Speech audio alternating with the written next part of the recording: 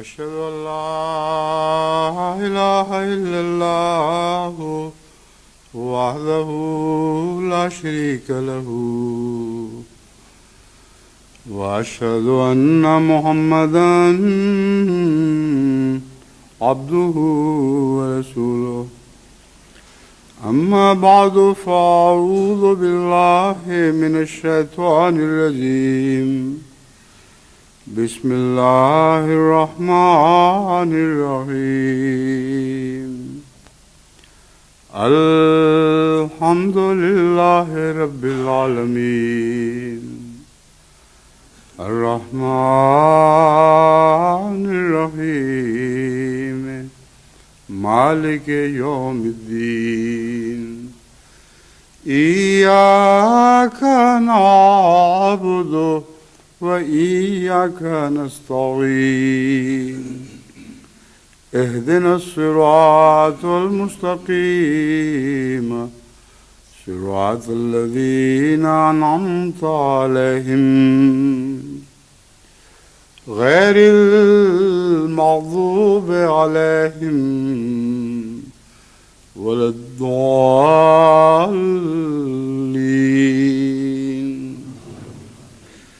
هذا بصائر للناس وهدى ورحمة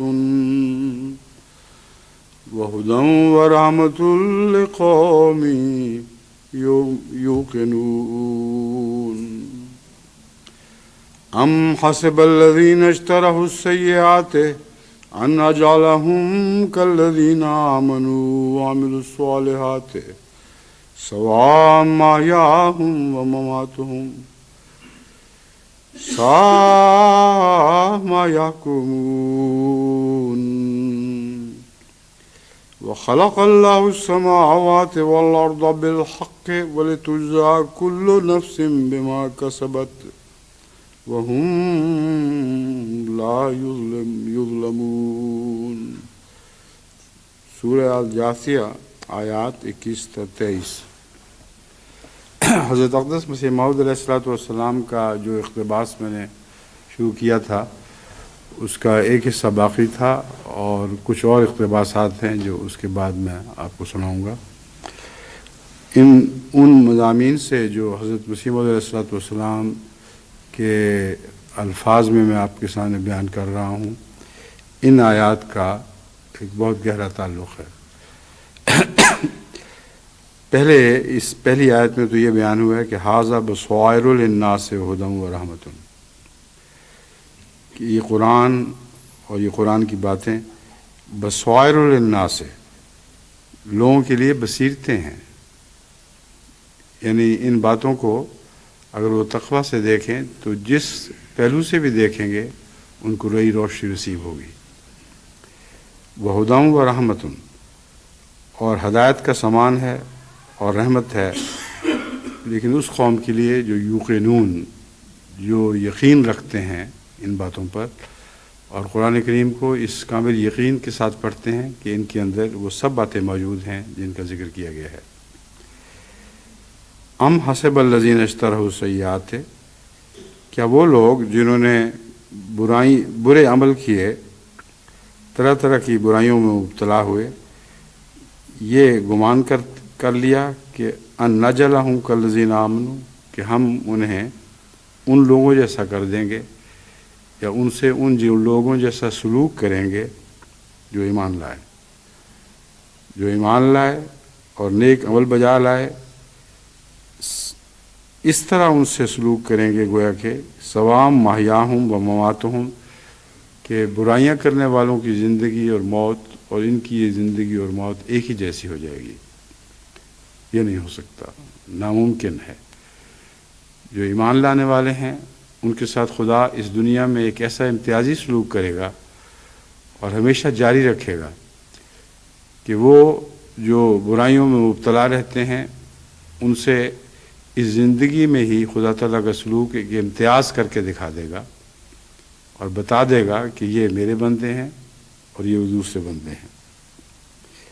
وَخَلَقَ اللَّهُ السَّمَاوَاتِ سَاءَ مَا يَحْكُمُونَ، کتنے برے فیصلے ہیں جو وہ کر بیٹھے ہیں یا کرتے ہیں کہ ان کے حق میں ہی وہ فیصلے الٹتے ہیں اور ان کو ہر کامیابی سے محروم کر دیتے ہیں۔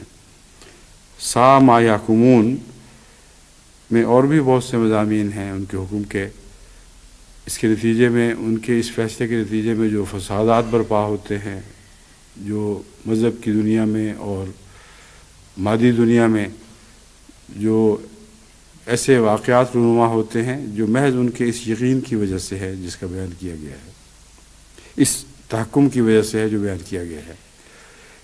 ان سب تفاصیل کو میں یہاں بیان کرنے کا ارادہ نہیں رکھتا، لیکن اشارہ کر دیا ہے کہ سا ما یحکمون میں اول تو ان کا فیصلہ ان کے اپنے خلاف پڑے گا، اس بات کا اشارہ ہے، اور دوسرا ان کے اس فیصلے کے نتیجے میں ساری دنیا میں جو فساد برپا ہوتے ہیں ان کی طرف اشارہ فرمایا گیا ہے۔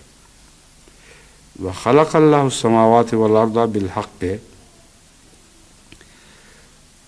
اللہ تعالیٰ نے، حالانکہ صورتحال یہ ہے کہ اللہ تعالیٰ نے آسمانوں اور زمین کو حق کے ساتھ پیدا کیا ہے، اور حق کے ساتھ فساد پل نہیں سکتا، اس کے ساتھ رہ نہیں سکتا، ان دونوں کا کوئی ساتھ، کوئی جوڑ نہیں ہے۔ تو کیسے ممکن ہے کہ خدا نے زمین و آسمان کو حق کے ساتھ پیدا کیا ہو، اس میں تم کوئی رکھنا، کوئی فساد نہ دیکھو، اور مذہب کی دنیا میں خدا تعالیٰ نیکوں کو بدوں کے ساتھ اس طرح ملا جلا دے کہ گویا وہ دونوں ایک ساتھ رہ سکتے ہیں۔ حق کے ساتھ باطل نہیں رہ سکتا، باطل کے ساتھ حق نہیں رہ سکتا۔ یہ اعلان ہے جو ان آیات کا ایک طبی تقاضا تھا جو اس سے پہلے گزری ہیں۔ وَلِتُجْزَىٰ كُلُّ نَفْسٍ بِمَا كَسَبَتْ وَهُمْ لَا يُظْلَمُونَ، اس کا طبی نتیجہ یہ نکلتا ہے کہ ہر جان کو اس کے اس عمل کا بدلہ دیا جائے جو اس نے خود کمایا ہے، اور ان پر کوئی ظلم نہ کیا جائے، کیونکہ ظلم بھی حق کے ساتھ اکٹھا چل نہیں سکتا۔ تو عدل دراصل حق ہی کا بچہ ہے۔ بس قرآن کریم نے ان آیات میں بہت گہرے اور وسیع مضامین بیان فرمائے ہیں جن کی تفسیر کا اس وقت موقع نہیں، مگر حضرت اقدس مسیح موعود علیہ الصلوۃ والسلام نے ان امور پر جو روشنی ڈالی ہے وہ جماعت کی تربیت کے لیے انتہائی ضروری ہے۔ بس میں اب حضرت مسیح موعود علیہ الصلوۃ والسلام کا کلام پڑھنا شروع کرتا ہوں۔ ہر ایک اپنے آرام پر اپنے بھائی کے آرام کو ترجیح دے وے، اللہ تعالیٰ سے ایک سچی صلح پیدا کر لو اور اس کی اطاعت میں واپس آ جاؤ۔ اللہ تعالیٰ کا غضب زمین پر نازل ہو رہا ہے، اور اس سے بچنے والے وہی ہیں جو کامل طور پر اپنے سارے گناہوں سے توبہ کر کے اس کے حضور آ جاتے ہیں۔ بس یہ وہ لوگ جو برائیوں میں مبتلا ہیں اور وہ لوگ جو کلیتاً ان سے کنارہ کش کرتے ہیں، یہ وہی لوگ ہیں جن کے متعلق کنارہ کش کرنے والے لوگ، جن کے متعلق مشورہ فرماتے ہیں کہ ان کی پہلی صفت، اگر تم یہ بننا چاہتے ہو تو پہلی صفت تو یہ ہے کہ اپنے آرام پر اپنے بھائی کے آرام کو ترجیح دو، اللہ تعالیٰ سے ایک سچی صلح پیدا کر لو۔ یہ اللہ تعالیٰ سے صلح کا تقاضا ہے کہ اپنے آرام پر اپنے بھائی کے آرام کو، اپنے بھائی کے آرام پر اپنے آرام کو بھائی کے آرام کو ترجیح دو۔ ویسے بظاہر تو ان دونوں کا جوڑ نظر نہیں آتا کہ اگر تم یہ گروہ بننا چاہتے ہو تو اپنے آرام پر اپنے بھائی کے آرام کو ترجیح دو، مگر اگر اللہ یہ چاہتا ہو کہ تم ساری دنیا کے آرام کو اپنے آرام پر ترجیح دو تو جب تک بھائی سے اس سفر کا آغاز نہیں ہوگا یہ سفر جاری ہو ہی نہیں سکتا۔ بس مسیح موعود علیہ الصلوۃ والسلام کا کلام بہت ہی گہرا ہے، اور اس کے عرفان کو سمجھنے کے لیے یہ مقامات ہیں جہاں دو فقرے بظاہر بے جوڑ دکھائی دیتے ہیں اور لوگ اسی طرح بغیر ان کو حل کیے آگے گزر جاتے ہیں، حالانکہ وہ مقامات ہیں جہاں حضرت مسیح موعود علیہ السلام کے عرفان کو گہرائی میں اتر کر سمجھا جا سکتا ہے۔ بس یہ مراد ہے کہ تم تو دنیا میں اس لیے نکالے گئے ہو اللہ کی خاطر کہ سب دنیا کے آرام کی خاطر اپنے آرام کو خطرے میں ڈال دو، یا دنیا کے آرام کو ترجیح دو اور اپنے آرام کو ترک کر دو۔ اب دیکھ لیں، بین ہی یہی زندگی حضرت اقدس محمد مصطفیٰ صلی اللہ علیہ وآلہ وسلم کی زندگی تھی۔ ان دو فکروں کو حضرت رسول اللہ صلی اللہ علیہ وآلہ وسلم کی زندگی پر اطلاق کر کے دیکھیں تو ایک ادنا ذرے کا بھی فرق آپ کو دکھائی نہیں دے گا۔ جتنے بھی مراتب بندے کو خدا کی طرف سے نصیب ہوتے ہیں، اس میں یہ مرکزی نقطہ ہے کہ جب بندہ اپنے آرام کو ترک کر کے اپنے بھائیوں اور دوسروں کے آرام کا خیال رکھنا شروع کر دے تو خدا اس کو ضرور اپنی طرف کھینچتا ہے۔ اور اس کے لیے ضروری نہیں کہ یہ سفر نبوت کے بعد شروع ہو، تمام انبیاء کا سفر یہی سفر ہے۔ اور سب سے زیادہ واضح اور قطعی طور پر رسول اللہ صلی اللہ علیہ وسلم کی پہلی زندگی اس کو ثابت کر رہی ہے کہ آپ اپنے بھائیوں کے آرام کو اپنے آرام پر ترجیح دیا کرتے تھے، اور ابھی نبوت آپ پر نازل نہیں ہوئی تھی، اور اللہ نے آپ کو کھینچ لیا اپنی طرف، کیونکہ یہ صفت ایسی ہے جو خدا کو بہت پیاری ہے۔ اور آگے دنیا کی اصلاح کا سفر اس صفت کے بغیر ممکن ہی نہیں ہے۔ جو اس صفت سے محروم ہے وہ نبوت اور نبوت کی غلامی کی صفات سے محروم ہے۔ بس ضروری ہے کہ آپ ان باتوں کو سمجھیں، اور وہ لوگ جو اس طرح السیئات ہیں، جنہوں نے برائیاں گھڑ رکھی ہیں، ان سے الگ وہ بن جائیں جن کے متعلق اللہ تعالیٰ فرماتا ہے کہ وہ ایمان رکھنے والے لوگ ہیں اور عمل الصالحات ہیں، نیک اعمال کرنے والے ہیں۔ ان دونوں کے ساتھ ایک معاملہ نہیں ہوگا، نہ ایک معاملہ ان کے ساتھ ہونا ممکن ہے۔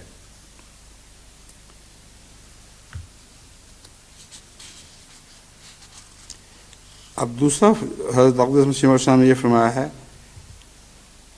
کہ اس کی اطاعت میں واپس اللہ تعالیٰ کا غضب زمین پر نازل ہو رہا ہے، اور اس سے بچنے والے وہی ہیں جو کامل طور پر اپنے سارے گناہوں سے توبہ کر کے اس کو حضور میں آ جاتے ہیں۔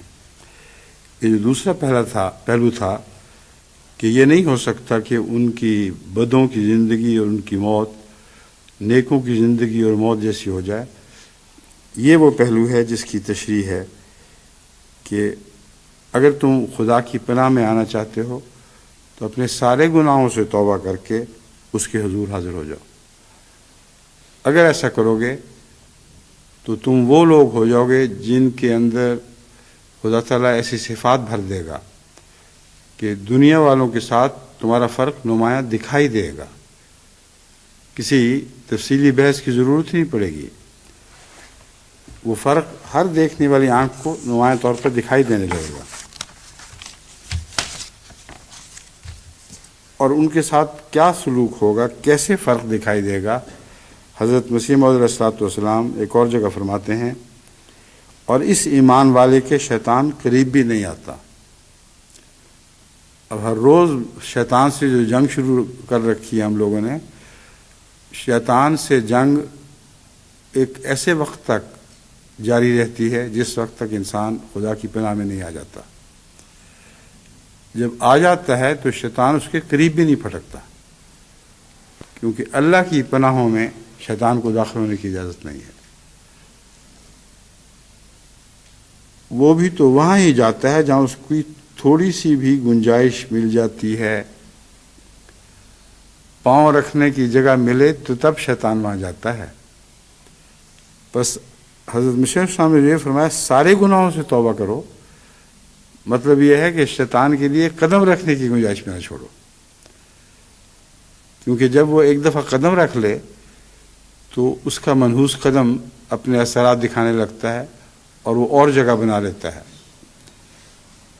جس اونٹ اور بدوی کا قصہ میں نے آپ لوگوں کے سامنے پہلے بھی بیان کیا ہے، اصل میں وہی صورتحال ہے جو یہاں پیدا ہوتی ہے۔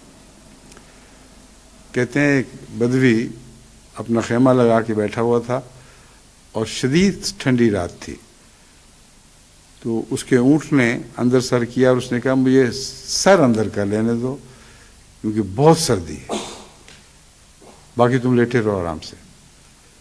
تو جب سر گرم ہو گیا تو اس کو پتہ لگا کہ اس سردی میں گرمی کا کیا مزہ ہے، تو اس نے تھوڑا سا اور گردن گھسیڑ دی۔ اس نے کہا گردن بھی تو سر کے ساتھ ہی لگی ہوئی ہے، یا سر گردن کے ساتھ لگا، اس غریب پہ میں کیوں ظلم کروں، اس لیے ذرا ایک طرف ہٹ جاؤ۔ پھر باقی جسم سخت سردی محسوس کر رہا تھا، جب اس کے جسم کا ایک حصہ گرمی محسوس کر رہا تھا، تو تھوڑا سا اور آگے گیا، اس نے کہا میری ٹانگوں کا کیا قصور ہے، اگلے حصے کو کم سے کم تھوڑا سا آرام آنے دو۔ وہ بیچارہ ایک کونے سے لگ گیا اور کچھ دیر کے بعد ذرا باہر جانا کیونکہ میرے پچھلے حصے کا بھی حق ہے۔ تو اس طرح بدیاں رفتہ رفتہ اپنی جگہ بنایا کرتی ہیں، اور ایک دفعہ انسان بدی کو موقع دے دے کہ وہ اندر آ جائے، پھر وہ نہیں چھوڑے گی، اور یہی شیطان کا حیلہ ہے۔ اب جتنے انسان بھی جب بھی بدی میں مبتلا ہوتے ہیں وہ اپنی نفسیاتی کیفیت پر غور کر کے دیکھ لیں۔ ہمیشہ شروع میں خیال آتا ہے اتنا سا کرنے میں کیا حرج ہے، معمولی سا، اور وہ معمولی سا ایک دفعہ کر بیٹھیں تو اس سے اگلا قدم اٹھانا اس کا ایک لازمہ بن جاتا ہے۔ دنیا بھر میں جتنی ڈرگ ایڈکشن ہے وہ اسی اصول پر جاری ہے۔ اسکولوں اور کالجوں کے بچوں کو وہ خبیث لوگ جو خراب کرتے ہیں وہ کہتے ہیں ایک چھوٹا سا مزہ چکھ لو، ذرا سا، اس میں کیا حرج ہے، اور جب وہ چکھتے ہیں تو پھر اگلے کی خواہش وہ پہلا مزہ پیدا کر دیتا ہے اور اس کی طلب شروع ہو جاتی ہے۔ تو حضرت مسیح علیہ السلام کوئی بات بھی بے وجہ بیان نہیں کرتے، اپنے سارے گناہوں سے توبہ کر کے اس کے حضور میں آ جاتے ہیں۔ یہ سارے گناہوں سے توبہ کر کے آ جانا کیوں ضروری ہے فرمایا، اور اس ایمان والے کے شیطان، یعنی اسی قسم کا نقشہ کھینچ کے ایک اور جگہ فرماتے ہیں شیطان قریب ہی نہیں آتا، وہ تو وہیں آ جاتا ہے جہاں اس کو تھوڑی سی بھی گنجائش مل جاتی ہے۔ جب خدا کو مقدم رکھا جائے اور برکات کا نزول ہوتا ہے، یہ باتیں اور کامل ایمان یہ باتیں سب اور کامل ایمان حاصل ہوتا ہے، تو یہ استغفار سے اس کی کثرت کرو۔ یہ سب بیچ میں ڈیش ڈال کے کچھ چھوڑا ہوا ہے، اس لیے کچھ الجھی ہوئی سی عبارت دکھائی دے رہی ہے۔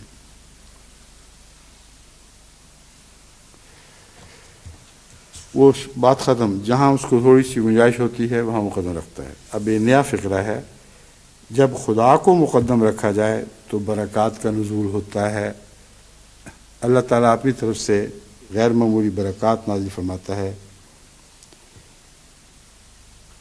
یہ سب باتیں جو بیچ میں حضرت مشاہ نے مزید لکھی ہوئی ہیں، جو ڈاٹ ڈاٹ ڈاٹ ڈال کے لمبی عمارت کو چھوٹا کرنے کی کوشش کی گئی ہے، یہ ساری نیکیاں حاصل ہوتی ہیں، یہ باتیں اور کامل ایمان حاصل ہوتا ہے۔ توبہ استغفار سے اس کی کثرت کرو، اور ربنا ظلمنا انفسنا وان لم تغفر لنا وترحمنا لنکونن من الخاسرین پڑھا کرو اور اس کی کثرت کرو۔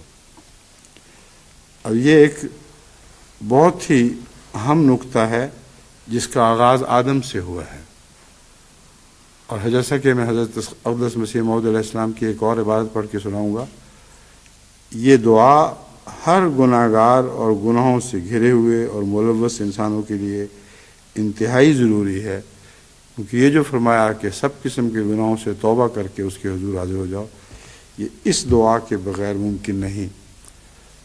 اور شیطان سے جو جنگ شروع ہے اس کا علاج یہی دعا ہے، اور یہ وہ دعا ہے جو اس جنگ کے آغاز پر اللہ تعالیٰ نے آدم کو خود سکھائی۔ تو نہ صرف حضرت مسیح علیہ السلام رستوں کی طرف اشارہ کرتے ہیں، بلکہ وہ سارے رموز بتاتے ہیں جن رموز کی وجہ سے ان رستوں پر چلنا ممکن ہو سکتا ہے۔ ایک ذرہ بھی ہماری ضرورت کا آپ نے باقی نہیں چھوڑا۔ اس کو امام وقت کہتے ہیں، یہ وہ امام ہے جسے خدا خود بناتا ہے اور خود قدم قدم پر اس کی رہنمائی فرماتا ہے۔ چنانچہ اس کے بعد اس دعا کی طرف اشارہ کرنے کے بعد حضرت مسیح صلی اللہ علیہ وسلم فرماتے ہیں، تم یاد رکھو کہ اگر اللہ تعالیٰ کے فرمان میں تم اپنے تئیں لگاؤ گے اور اس کے دین کی حمایت میں سائی ہو جاؤ گے تو خدا تمام رکاوٹوں کو دور کر دے گا اور تم کامیاب ہو جاؤ گے۔ کیا تم نے نہیں دیکھا کہ کسان عمدہ پودوں کی خاطر کھیت میں سے ناکارہ چیزوں کو اکھاڑ کر پھینک دیتا ہے؟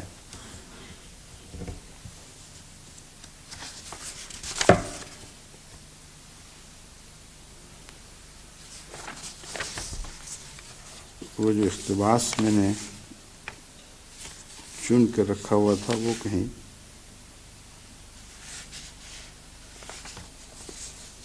اور جگہ رہ گیا غلطی سے، مگر مضمون وہ ہے جو میں بیان کر چکا ہوں کہ حضرت مسیح موعود علیہ السلام نے شیطان کی جنگ کا آغاز آدم سے شروع کیا ہے، جیسا کہ واقعتاً اسی وقت ہوا، اور فرمایا کہ آدم کو اس دعا کے ذریعے فتح نصیب ہوئی ہے، اور یہ دعا وہ ہے جو اللہ تعالیٰ نے خود آدم کو سکھائی تھی۔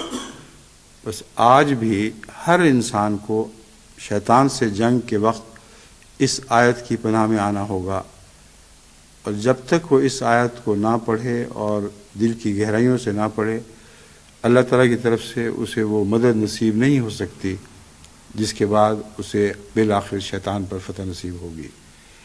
یہ بیچ کا ایک اقتباس تھا، یہ رہ گیا ہے، میں نے زبانی آپ کو بتا دیا ہے۔ اب آپ کے سامنے میں دوسرا اقتباس رکھتا ہوں۔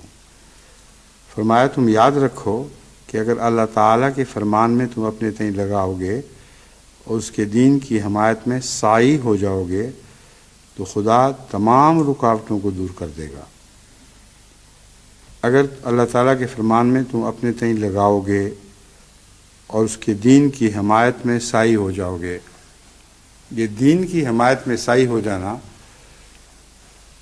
اس سے پہلے، کوشش سے پہلے کلیتاً پاک ہونے کا تقاضا نہیں کرتا، بلکہ کلیتاً پاک ہونے کا ایک ذریعہ ہے۔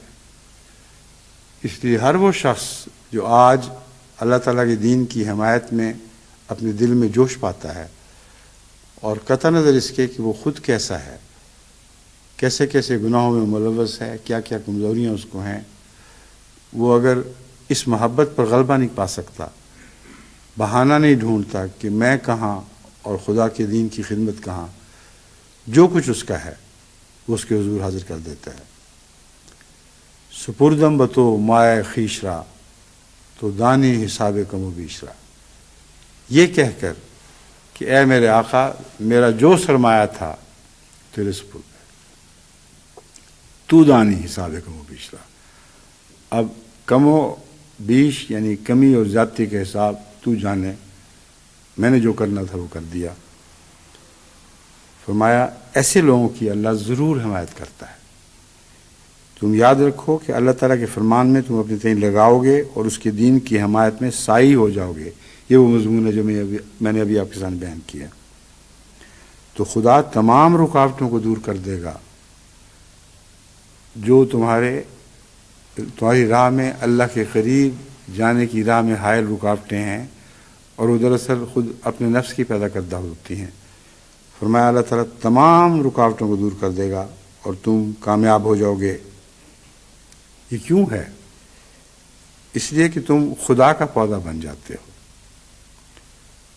جب بھی تم یہ عہد کر کے خدا کے لیے اپنی خدمات کو پیش کرتے ہو تو پھر تم شجر طیبہ بن جاتے ہو، یعنی شجر طیبہ بننے کے اہل ہو جاتے ہو۔ ارد گرد جو تمہارے کانٹے لگے ہوئے ہیں وہ تمہیں خراب کر رہے ہیں، تمہاری صحت پر بد اثر ڈال رہے ہیں، یعنی روحانی طور پر جس ترقی کہ تم اہل خدا کے نزدیک ہو جاتے ہو، اس ترقی کی راہ میں یہ روکے ہیں، تو پھر اللہ تعالیٰ تم سے وہی سلوک کرتا ہے کہ ان روکوں کو دور فرمانا شروع کر دیتا ہے۔ کیا تم نے نہیں دیکھا کہ کسان عمدہ پودوں کی خاطر کھیت میں سے ناکارہ چیزوں کو اکھاڑ کر پھینک دیتا ہے؟ کیسا ایک طبی سلسلہ ہے جس کی طرف اشارہ فرمایا گیا کہ تم اب وہ پودا بن گئے ہو جس کی خدا حفاظت فرمائے گا، اور تمہاری خاطر برے پودوں کو اکھاڑ کر پھینک دے گا، یعنی تمہارے اندر جو برے درخت لگے ہوئے ہیں، جھاڑ پھونس جو تمہاری نیکیوں کو چاٹ رہے ہیں، ان کا خون پی رہے ہیں، یہ اب مالک کا فرض ہے کہ وہ چن چن کر باغ سے ان چیزوں کو نکال باہر کرے اور اپنے کھیت کو خوشنما درختوں اور بارآور پودوں سے آراستہ کرتا ہے۔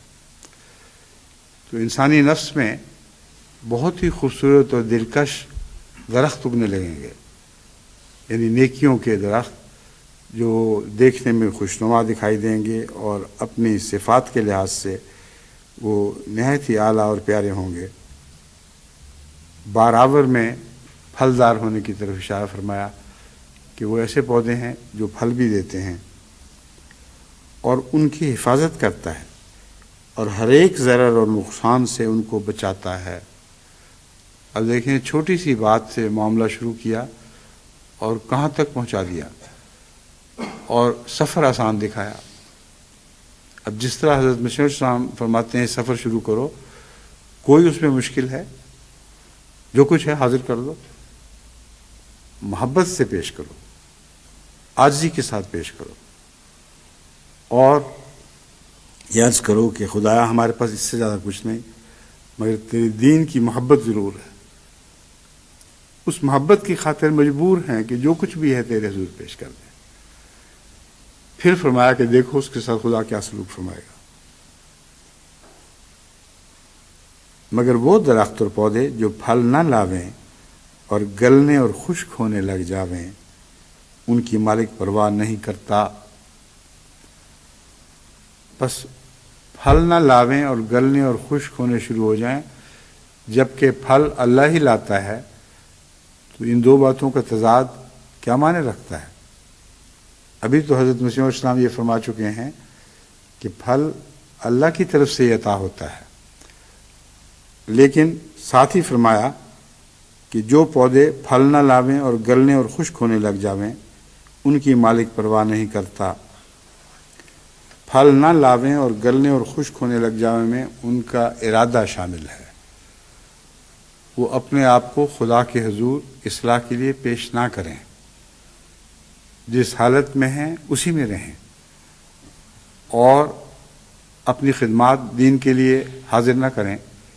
وہ پودے ہیں جو خدا تعالیٰ کے نزدیک پھل نہ لانے اور گلنے سڑنے کا ارادہ گویا کر چکے ہیں۔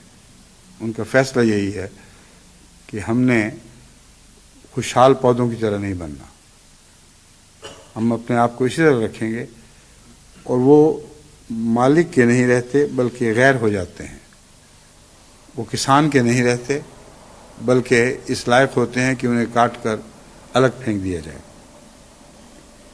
چنانچہ یہ مراد ہے کہ جو پھل نہ لاویں اور گلنے اور خشک ہونے لگ جاویں ان کی مالک پرواہ نہیں کرتا،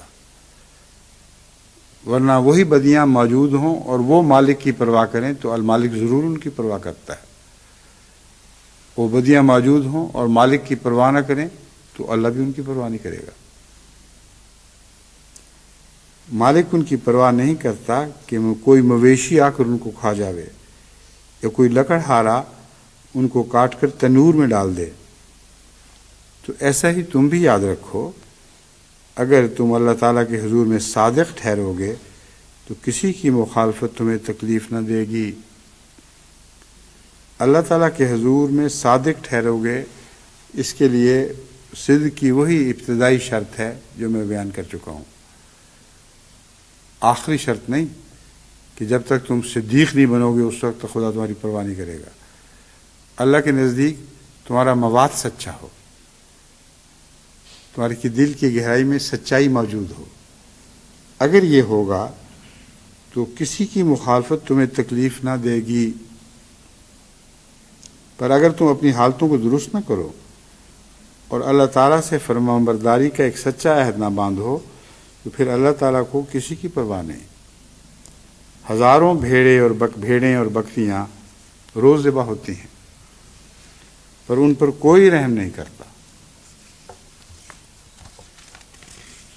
اگر ایک آدمی مارا جاوے تو کتنی باس پرس ہوتی ہے۔ اب ساری دنیا میں یہی ہو رہا ہے، لیکن بدنصیبی سے اب بھیڑوں اور بکریوں کے ذبح ہونے کا مضمون بہت آگے بڑھ چکا ہے۔ آج کا زمانہ ایسا ہے کہ انسان بھیڑوں بکریوں کی طرح ذبح ہو رہا ہے اور کسی کو کوئی پرواہ نہیں۔ تو یہ حالت جو مسیح یسوع نے بیان فرمائی ہے، یہ اس وقت کی حالت ہے جب انسانوں میں کچھ نیکی موجود تھی، کچھ بھلائی تھی، لیکن اب تو معاملہ حد سے آگے گزر چکا ہے، پانی سر سے اوپر نکل گیا ہے۔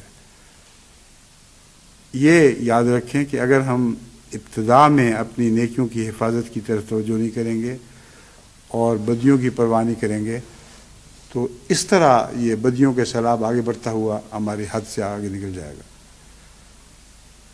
اس کو سمجھانا اس لیے ضروری ہے کہ دنیا کی اصلاح ہمارے سپرد فرمائی گئی ہے۔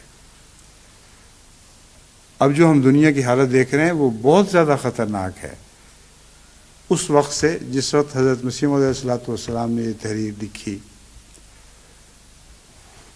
اب بعض دفعہ یہ تو ہوتا ہے کہ ایک بھیڑ کی ذبح ہونے پر لوگوں کو فکر ہوتی ہے کہ یہ اچھی بھیڑ تھی، اس کو کیوں ذبح کر دیا گیا، لیکن انسانوں کے ذبح ہونے پر کوئی فکر نہیں۔ لاکھوں کروڑوں انسان ہیں ساری دنیا میں جو ناحق مارے جا رہے ہیں اور انسان کو ان کی کوئی پرواہ نہیں۔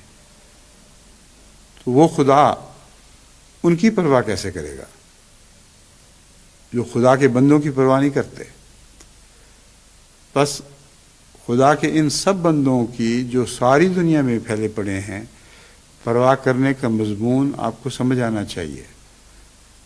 اگر آپ آرام سے زندگی بسر کر رہے ہیں اور اپنے گرد و پیش نظر نہیں ڈال رہے اور نہیں پہچان رہے کہ ان خدا کے بندوں پر کیا کیا ظلم ہو رہے ہیں، تو پھر حضرت مسیح علیہ السلام نے جو خوشخبریاں عطا فرمائی ہیں وہ آپ کو نصیب نہیں ہوں گی۔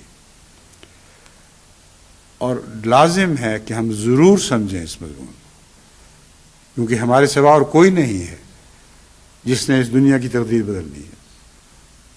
اگر ہم نہیں سمجھیں گے تو پھر کون سمجھے گا؟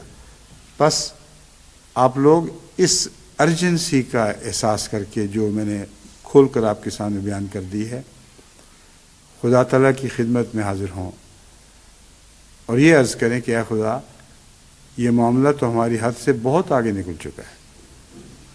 اول ہم کمزور اور اس لائق نہیں کہ دنیا کی اصلاح کر سکیں۔ تیرے گزشتہ انبیاء اور پیارے بندوں میں تو نے ایسی خوبیاں رکھ دی تھیں کہ وہ دنیا کا احساس بھی رکھتے تھے اور کمزوریوں کی دور کرنے کی صلاحیتیں بھی رکھتے تھے۔ ہمارا حال تو یہ ہے کہ خود اپنی کمزوریاں دور کرنے کی صلاحیتیں نہیں ہیں۔ ہمیشہ کوشش کرتے ہیں، ہمیشہ سوچتے ہیں اور پھر روز اول پھر وہیں کے وہیں پاتے ہیں۔ نہ دل بدلتا ہے، نہ ماحول بدلتا ہے، نہ اپنے خاندان سے سلوک بدلتا ہے، نہ غیروں سے اپنا سلوک بدلتا ہے۔ کس مصیبت میں مبتلا ہو گئے ہیں؟ اور اوپر سے وہ جن کی اصلاح ضروری تھی، جن کی اصلاح ہم نے کرنی تھی، وہ بد سے بدتر ہوتے چلے جا رہے ہیں۔ بس ہمارے مسائل بڑھ رہے ہیں۔ یہ احساس پیدا کرنا لازم ہے۔ فرمایا، سو اگر تم اپنے آپ کو درندوں کی مانند بیکار اور لاپرواہ بناؤ گے، جیسے درندوں کو کوئی رحم نہیں، ان کی بلا سے ارد گرد دوسرے جانوروں پر ظلم ہو رہے ہیں یا ان کی نسلیں مٹائی جا رہی ہیں، ان کو کوئی فرق نہیں پڑتا۔ فرمایا اگر تم درندوں کی مانند بیکار اور لاپرواہ ہو جاؤ گے، تو یہ لفظ درندوں کا استعمال مسیح نے فرمایا ہے، یہ میں نے نہیں کہا۔ بس یہ بات جو میں نے آپ کو کہا، آپ سے سامنے پیش کی ہے کہ یہ بہت ہی خطرناک غلطی ہے کہ ہمیں گرد و پیش کا احساس نہ ہو۔ مسیح علیہ السلام فرماتے ہیں یہ درندوں کی صفت ہے۔ اگر تم اپنے آپ کو درندوں کی مانند بیکار اور لاپرواہ بناؤ گے تو تمہارا بھی ایسا ہی حال ہوگا۔ چاہیے کہ تم خدا کے عزیزوں میں شامل ہو جاؤ، اور عزیزوں میں شامل ہونے کا جو رستہ پہلے بیان فرمایا جا چکا ہے، وہ رستہ اختیار کرنا اور وہ سفر شروع کرنا ضروری ہے، تاکہ کسی وبا کو یا آفت کو تم پر ہاتھ ڈالنے کی جرت نہ ہو سکے۔ اب وبا کے ساتھ یا آفات کے ساتھ وباؤں کا بھی ذکر ہے۔ اب کسی وبا یا آفت کو تم پر ہاتھ ڈالنے کی جرت نہ ہو سکے، یہ ایک ایسا مضمون ہے جس کو جماعت کے مخلصین بندوں کے حالات پر غور کرنے سے سمجھ آ جاتی ہے۔ میں نے دیکھا ہے خدا کے ایسے بندے جو دن رات خدمت میں مصروف ہیں، ان کو وہ آفات نہیں چھوتی جو ان کے ساتھ رہنے والوں کو چھوتی ہیں۔ بہت سے کثرت سے ایسے گواہ جماعت میں موجود ہیں کہ انہوں نے پرواہ نہیں کی کہ کیا گزرے گی، ان پر کیا گزرے گی، ان کے بچوں پر کیا گزرے گی۔ دینی ضروریات کو انہوں نے اہمیت دی، اور اللہ تعالیٰ نے ان کو بھی سنبھالا، ان کے بچوں کو بھی سنبھالا۔ ایسے واقعات بھی آپ کی نظر میں ہوں گے کہ گویا وہ نہیں سنبھالے گئے اور ان پر آفات نے حملہ کر دیا، مگر دلوں کا حال صرف اللہ جانتا ہے۔ کیوں آفات نے حملہ کیا، یہ اس کا علم صرف اللہ تعالیٰ کو ہے، مگر یہ بات سچی ہے کہ وہ لوگ جو خدا کی خاطر اپنی دنیا کو ترک کر دیتے ہیں اور اس کی دنیا کو اپنا لیتے ہیں، اللہ تعالیٰ ان کی دنیا کی حفاظت فرماتا ہے۔ اور جو قانون قدرت ہے، کچھ نہ کچھ گزن دنیا کی آفات کا پہنچتا ہے، وہ تو صحت مند پودوں کو بھی پہنچا ہی کرتا ہے۔ بعض دفعہ آندھیاں چلتی ہیں، کئی قسم کے سیلاب آتے ہیں، اور دنیا میں صحت مند پودے بھی اس سے متاثر ہو جاتے ہیں۔ کسان ان کو نہیں بچا سکتا، مگر اللہ تعالیٰ ان کو جس حد تک چاہے بچا سکتا ہے اور بچاتا ہے، مگر کچھ نہ کچھ گزند چکھنے کے طور پر ان کو ضرور ملتا ہے۔ اور یہ مضمون ایسا ہے جس کا قرآن کریم نے بتفصیل ذکر فرمایا ہے۔ بس میں یہ نہیں کہتا کہ آپ اگر دین کی خدمت میں مصروف ہو جائیں گے تو آپ کو دنیا کی بیماریاں نہیں چھوئیں گی۔ اگر اس خیال سے آپ مصروف ہوں گے کہ دنیا کی بیماریاں نہ چھوئیں تو ضرور چھوئیں گی۔ یہ نقطہ ہے جو آپ کے سمجھنے کے لائق ہے۔ اگر ان حالات پر غور کر کے آپ یہ سودا کر کے آگے بڑھیں کہ میں نے اپنے بدن کی، اپنے بچوں کی بدن کی حفاظت کرنی ہے، اس لیے میرے لیے ایک ہی طریقہ ہے کہ میں دین کی خدمت میں مصروف ہو جاؤں، تو یہ ارادہ آپ کے کام نہیں آئے گا۔ اگر دین کی خدمت میں مصروف ہوتے ہیں جبکہ جانتے ہیں کہ بیوی بچوں کا کوئی محافظ نہیں رہا، اس وقت اللہ ان کی حفاظت فرمائے گا۔ بس یہ وہ سارے حالات ہیں جو پیش در پیش ہیں، جن پر بندے کی نگاہ نہیں ہوتی، اور دلوں کی کیفیات کو دوسرا انسان نہیں پڑھ سکتا مگر اللہ پڑھتا ہے۔ بس حضرت اقدس مسیح موعود علیہ الصلوۃ والسلام کا یہ کلام بالکل سچا ہے، اور اس کو اپنے اوپر سچا ثابت کرنے کے لیے ان مراحل سے گزرنا ہوگا جن مراحل کا حضرت مسیح موعود علیہ الصلوۃ والسلام تفصیل سے ذکر فرماتے ہیں۔ چاہیے کہ تم خدا کے عزیزوں میں شامل ہو جاؤ تاکہ کسی وبا کو یا آفت کو تم پر ہاتھ ڈالنے کی جرت نہ ہو سکے۔ دیکھیں کتنا عظیم کلام ہے، وبا کو جرت نہ ہو سکے، کیونکہ کوئی بات اللہ تعالیٰ کی اجازت کے بغیر زمین پر ہو نہیں سکتی۔ اس خدا کی حفاظت میں آنے کا ایک طبی نتیجہ ہے جو تمہارے دل میں نکلنا چاہیے، تمہارے دل میں پیدا ہونا چاہیے، اور تمہاری بود و باشت میں دکھائی دینا چاہیے۔ ہر ایک آپس کے جھگڑے اور جوش اور عداوت کو درمیان سے اٹھا دو۔ اب یہ جو مسئلہ ہے یہ بھی بہت گھمبیر مسئلہ ہے۔ ہر ایک آپس کے جھگڑے اور جوش اور عداوت کو درمیان سے اٹھا دو۔ اکثر وہ لوگ جو آپس کے جھگڑوں میں مبتلا رکھتے ہیں اور جوش اور عداوت کو درمیان سے اٹھانے کی طاقت نہیں رکھتے یا کوشش نہیں کرتے، وہ خدا کے عزیزوں میں داخل نہیں کیے جاتے۔ اب وہ وقت ہے کہ تم ادنا باتوں سے اعراض کر کے اہم اور عظیم الشان کاموں میں مصروف ہو جاؤ۔ بس بار بار میں آپ کو سمجھاتا ہوں اور سمجھاتا رہوں گا کہ ان باتوں کا اختیار کرنا انتہائی ضروری ہے، اور اس کے بغیر ہم خدا کے امن کے سائے تلے نہیں آ سکتے۔ لیکن امن کے سائے تلے آنا مقصد نہیں ہے، وہ ہوتا ہے۔ بظاہر کوئی امن کا سایہ دکھائی نہ دے، مرد وہ ہے جو اس وقت اپنے آپ کو آگے بڑھ کر جھونک دے اور ہر کے بعد بعد جو کچھ بھی اس پہ گزرے اس کی پرواہ نہ کرے، کیونکہ دین کی محبت اور دین کی لگن یا دین کی خدمت کی خواہش اس کے دل میں ایسا زور سے اٹھے کہ اس سے وہ بے اختیار ہو جائے۔ یہ خواہش اگر آپ کے دل میں پیدا ہو چکی ہے تو آپ وہی ہیں جن کے متعلق مسیح الاسلام یہ کلام فرما رہے ہیں۔ اگر ابھی تک یہ خواہش اس زور سے نہیں اٹھی، جیسے ایک شعلہ ہو جو رفتہ رفتہ ایک آگ لگا دے، اس وقت تک یہ تمام باتیں ایسی ہیں جو ان کو آپ سن کے سمجھ تو سکتے ہیں مگر فائدہ نہیں اٹھا سکتے۔ اس لیے وقت ہے کہ ہر شخص اپنے نفس پر اس طرح غور کرے، تفصیل سے اپنا جائزہ لے، اس کے نفس کا کوئی پہلو اندھیرے میں چھپا نہ رہے۔ پھر فرماتے ہیں، یاد رکھو کہ ہر ایک جو نفسانی جوشوں کا تابع ہے، ممکن نہیں کہ اس کے لبوں سے حکمت اور معرفت کی بات نکل سکے۔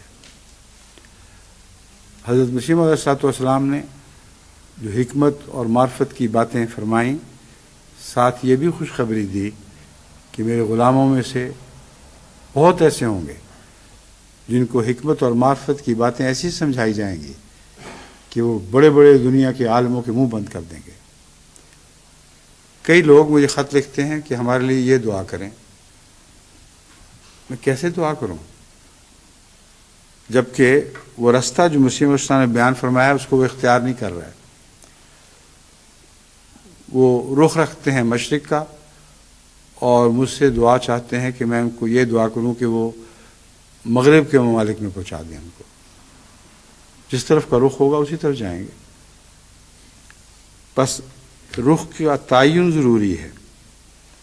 فرمایا جو نفسانی جوشوں کے تابع ہے، ممکن نہیں کہ اس کے لبوں سے حکمت اور معرفت کی بات نکل سکے۔ بڑی حکمت، ایسی حکمت جو بڑے بڑے عالموں اور حکیموں پر غالب آ جائے، وہ تو دور کا معاملہ ہے۔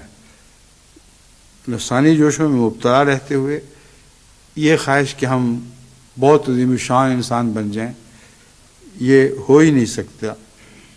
اس کی وجہ یہ ہے کہ ان کو یہ علم نہیں کہ عظیم الشان انسان بننے کی خواہش ہی ان کا اندرونہ ننگا کر رہی ہے۔ ڈاکٹر سلام نے اس خواہش کے ساتھ سفر نہیں شروع کیا تھا کہ میں عظیم الشان انسان بن جاؤں، بلکہ جب عظیم الشان انسان بنے تو ہمیشہ انکساری کی طرف مائل رہے، اور ہمیشہ یہ خیال رہا کہ میں اپنی ذات میں کچھ بھی نہیں۔ ان کی کہانی یہ تھی کہ انہوں نے اپنے بزرگ خدا رسیدہ والد کی دعائیں دیکھی تھیں اور انہی دعاؤں کے سہارے ہر قدم آگے بڑھایا ہے، اور کہیں بھی اپنے نفس کی بڑائی کو اپنی عظمتوں یا ان عرفان کی باتوں کا ذمہ دار نہیں ٹھہرایا۔ یہ ایک چھوٹی سی مثال ہے، لیکن وہ لوگ جو یہ لکھتے ہیں کہ ہمیں سلام بنا دے اللہ تعالیٰ، ان کو کبھی خیال نہیں آیا کہ یہ خواہش ہی ان کی نفسانیت کی طرف اشارہ کر رہی ہے۔ اس سے کیا غرض کہ کیا ہو جائیں؟ دعا یہ ہونی چاہیے کہ خدا ہمیں اپنا بنا دے، اور جب ہم خدا کے بنیں گے تو پھر انی لما انزلت الی من خیر فقیر کا مضمون شروع ہو جاتا ہے۔ پھر اس پر چھوڑ دو، تمہاری کون کون سی صلاحیتوں کو مزید اجاگر کرنا ضروری ہے، اور تمہاری صلاحیتوں کی حدود تک ان کا پہنچانا ضروری ہے، یہ فیصلہ اللہ کرے گا۔ اور جن پودوں کی وہ حفاظت فرماتا ہے، یہ وجہ ہے کہ ان کی حفاظت فرماتا ہے کہ اس کے بغیر وہ پودے اپنی تمام تر صلاحیت تک نہیں پہنچ سکتے۔ اللہ کا ہاتھ ہے جو ان کو غیر سے بچاتا ہے اور ایسا ماحول، ایسا پاکیزہ ماحول پیدا فرماتا ہے کہ وہ پودے اپنی نشو و نما کی انتہا تک پہنچ سکیں۔ حضرت مسیح علیہ السلام فرماتے ہیں اس کے لبوں سے حکمت اور معرفت کی بات نکل سکے یہ ہو ہی نہیں سکتا، ممکن ہی نہیں ہے، بلکہ ہر ایک قول اس کا فساد کے کیڑوں کا انڈا ہوتا ہے۔ جس کا نفس اس پر غالب ہو، اس کے انڈوں سے کیڑے نکلتے ہیں اور وہ فساد کے کیڑے ہوتے ہیں۔ بس جو اپنے نفس کے جوشوں سے مغلوب ہو جائے، اس کے گھر میں دیکھیں فساد ہی ہوگا، اس کے ماحول میں فساد ہوگا، اس کے تعلقات میں فساد ہوگا۔ بس انڈوں سے ایک چوزا نہیں نکلتا، فرمایا کیڑوں سے بھرے ہوئے انڈے ہوتے ہیں، جو وہ پھوٹتے ہیں تو وہ کیڑے ہر طرف پھیل جاتے ہیں۔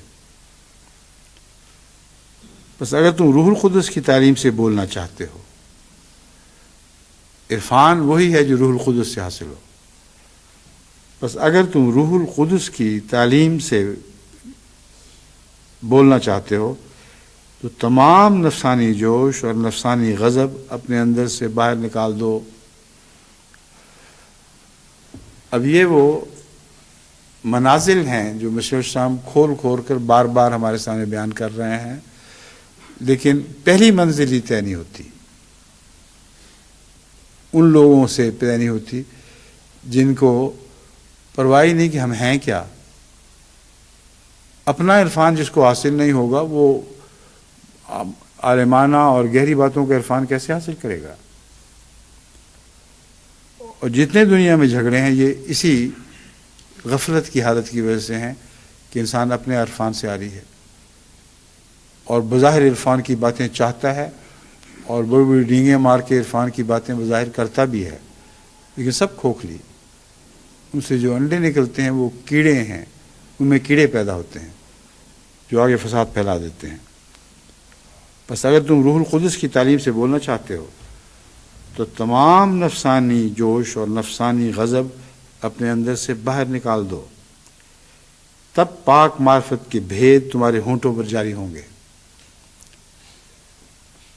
یہ بات اگرچہ حضرت مسیح السلام نے اپنے حوالے سے نہیں لکھی، مگر جس طرح کے روحانی عرفان کے بھید آپ کے کلام بزرگوں سے جاری ہو رہے ہیں، اس سے پتہ چلتا ہے کہ یہ گندے انڈے پیدا ہی نہیں ہوئے۔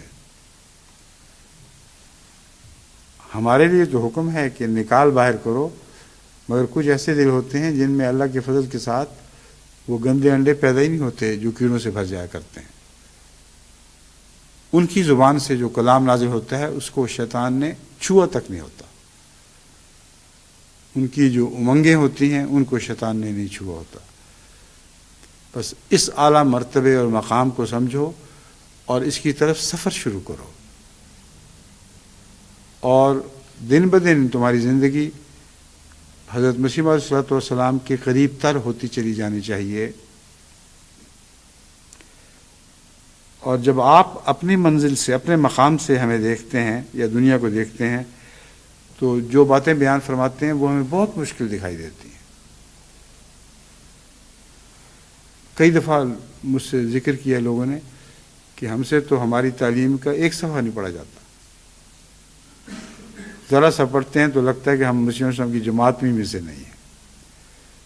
ان کو میں ہمیشہ سمجھاتا ہوں کہ آپ کا وہ مقام نہیں ہے جو مسیح موعود کا مقام ہے، اور اپنے مقام میں رہتے ہوئے ان باتوں کی طرف سفر شروع کریں،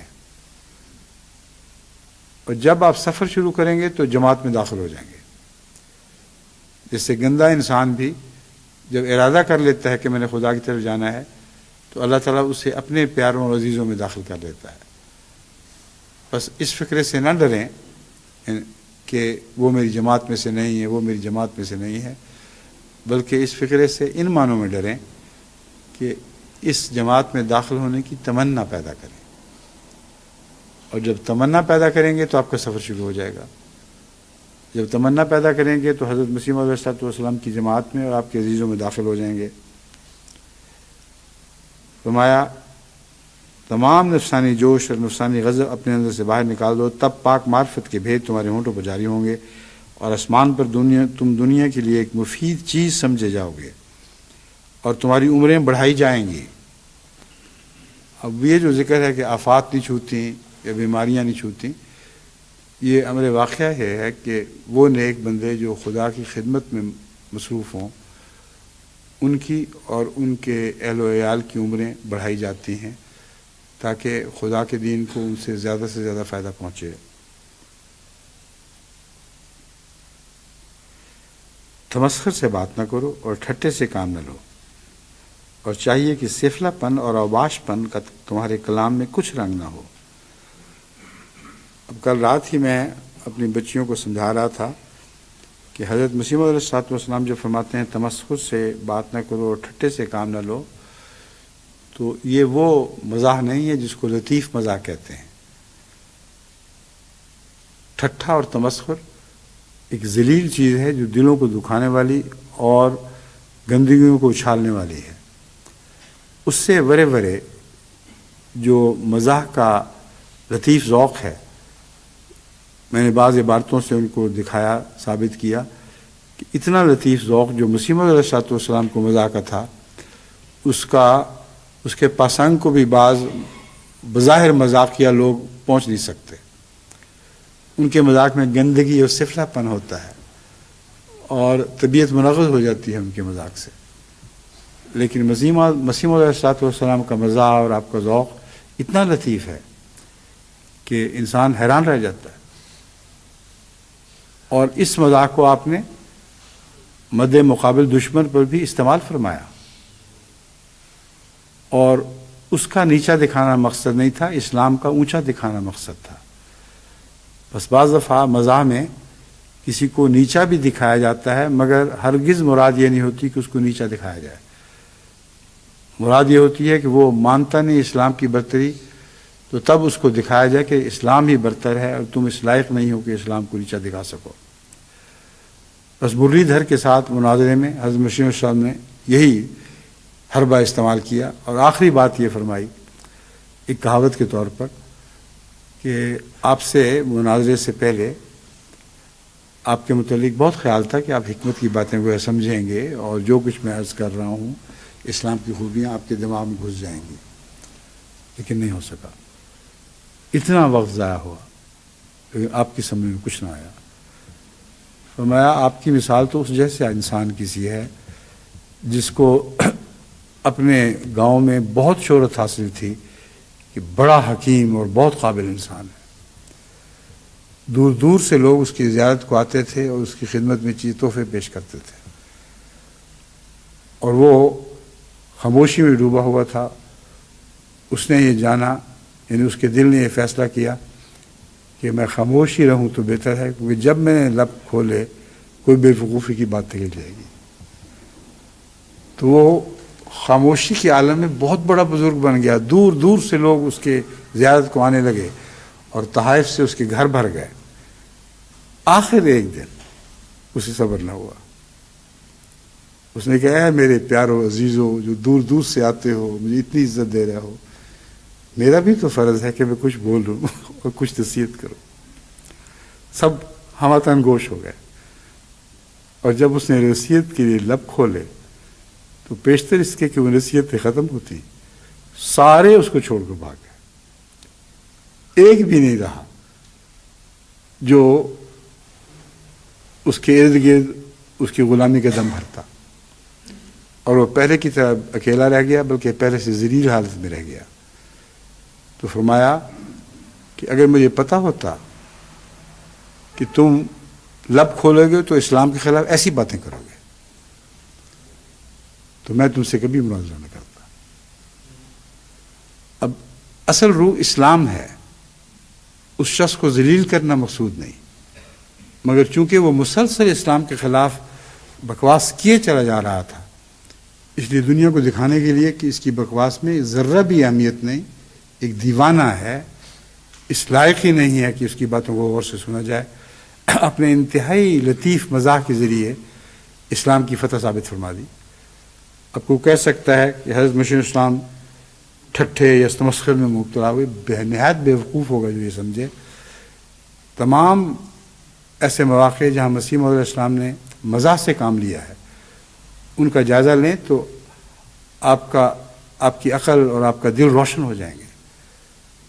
مزاح ایک بہت ہی اعلیٰ صفت ہے، اور جس لطافت سے مسیح موعود علیہ السلام نے اس مزاح کو استعمال فرمایا ہے، دنیا کے بڑے بڑے لطیفہ گو بھی آپ کی پسند کو بھی نہیں پہنچتے۔ بس ٹھٹھے اور تمسخر سے بات نہ کرو کہ یہ مطلب ہے۔ اب چونکہ وقت ختم ہو گیا ہے، اس لیے آپ سنبھال لیں، یہاں سے آگے پھر آئندہ کلام کریں گے۔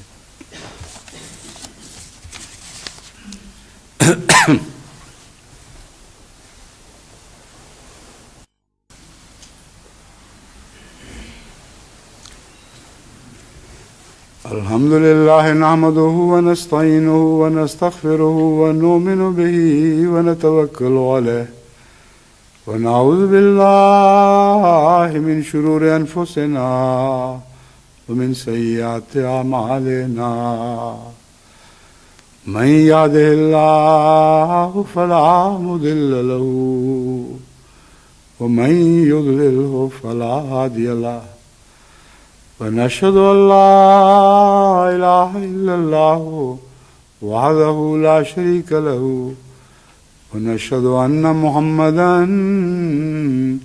عبده ورسوله عباد الله رحمكم الله إن الله يأمر بالعدل والإحسان وإيتاء ذي القربى وينهى عن الفحشاء والمنكر والبغي يعظكم لعلكم تذكرون اذكروا الله يذكركم وادعوه يستجب لكم ولذكر الله أكبر